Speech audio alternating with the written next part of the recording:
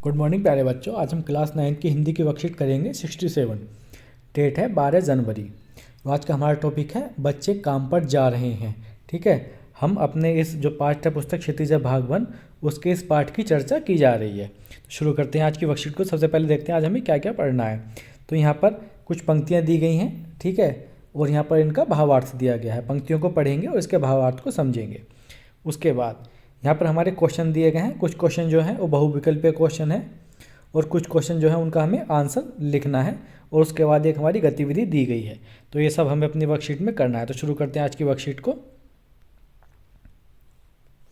प्यारे बच्चों, इन कार्यपत्रकों के माध्यम से आपकी पाठ्य पुस्तक क्षितिज भाग 1 के पाठों पर चर्चा की जा रही है। आइए आज के कार्यपत्रक में आपके पाठ्यक्रम की कविता बच्चे काम पर जा रहे हैं की पर चर्चा करते हैं। इसके रचयिता राजेश जोशी जी हैं, आपको ध्यान रखना है। बच्चे काम पर जा रहे हैं जो कविता है, इसके रचयिता कौन है? राजेश जोशी जी, यहाँ पर दिया हुआ है। शुरू करते हैं। कुछ पंक्तियाँ दी गई हैं। क्या हैं?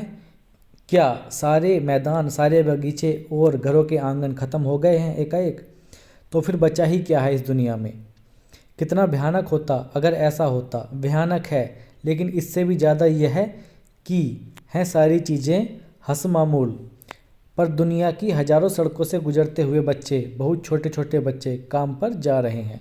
तो यहाँ पर एक कविता दी गई है, इसकी पंक्तियाँ दी गई हैं। इनका क्या अर्थ है हम एक बार देख लेते हैं।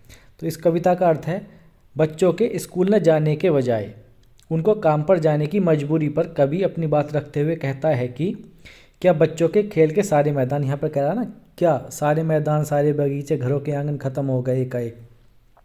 तो वही है, क्या बच्चों के खेलने के सारे मैदान, सारे बगीचे, घरों के आंगन अचानक खत्म हो गए हैं? कवि कह रहे हैं कि यदि ये सब चीज़ें नहीं हैं तो फिर इस दुनिया में बचा ही क्या है? तो यहाँ पर कह रहे हैं ना, तो फिर बचा ही क्या है इस दुनिया में? कवि आगे कहते हैं कि यदि यह सब नहीं होता तो कितना भयानक होता। ठीक है, कितना भयानक होता अगर ऐसा होता। भयानक है, लेकिन इससे भी ज़्यादा यह है कि ये सारी चीज़ें हंसमामूल हैं। तो यहाँ पर कवि ये कह रहे हैं, लेकिन कितना बुरा होता, लेकिन इससे भी ज़्यादा बुरी स्थिति यह है कि ये सब चीज़ें हमारे संसार में मौजूद हैं। यानी जो भी हैं, क्या क्या चीज़ें, बगीचे, मैदान, घरों के आंगन, स्कूल, ये सारी चीज़ें मौजूद हैं, फिर भी बच्चों को काम पर जाना पड़ रहा है। तो ये स्थिति बहुत ज़्यादा भयानक है, कवि ने इस तरीके से कहा है।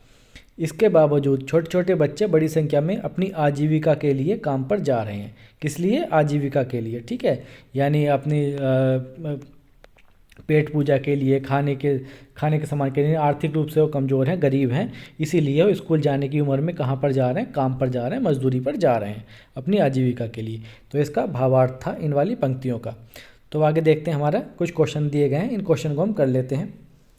आशा है आपने इस काव्यांश के भावार्थ को समझ लिया होगा। आइए इस काव्यांश पर आधारित कुछ प्रश्नों के उत्तर खोजते हैं और लिखते हैं। तो पहला प्रश्न है हमारा, काम पर जा रहे हैं का क्या भाव है? ठीक है, जो काम पर जा रहे हैं इसका भाव क्या है? ऑप्शन दिए गए हैं। पहला है पढ़ाई करने, दूसरा है खेलने जा रहे हैं, तीसरा आजीविका के लिए काम पर जा रहे हैं, चौथा है स्कूल जा रहे हैं। तो इसका आंसर हो जाएगा हमारा सी ऑप्शन, आजीविका के लिए काम पर जा रहे हैं।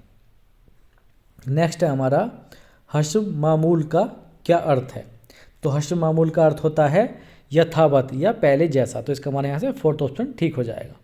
थर्ड क्वेश्चन है, बच्चों के खेलने कूदने की सारी सुविधाएं होने के बावजूद कभी इस स्थिति को भयानक क्यों कह रहे हैं? तो इसका आंसर हम एक बार देख लेते हैं।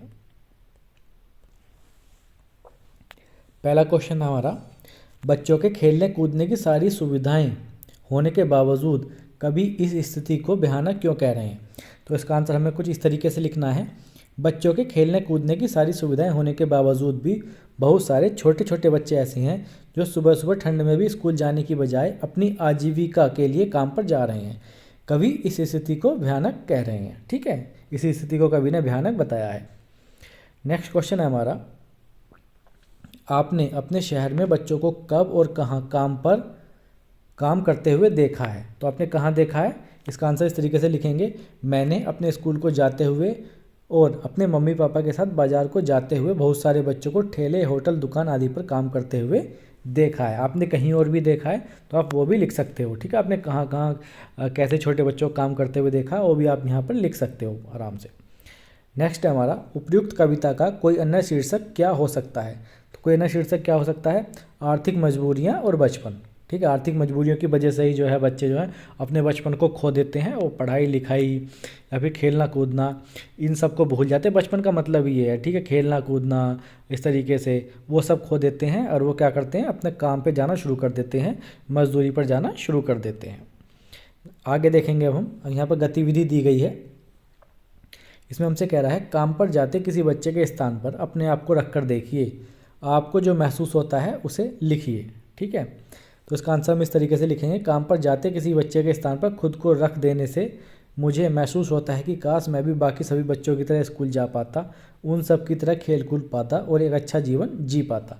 इसके साथ साथ अगर आपको भी कुछ अपने मन में आ रहा हो जो भी, आप वो भी यहाँ पर लिख सकते हो। कोई गतिविधि है, गतिविधि का मतलब ही है कि हम अपने मन से जो भी हमारे मन में विचार आते हैं वो हम यहाँ पर लिख सकते हैं, ठीक है।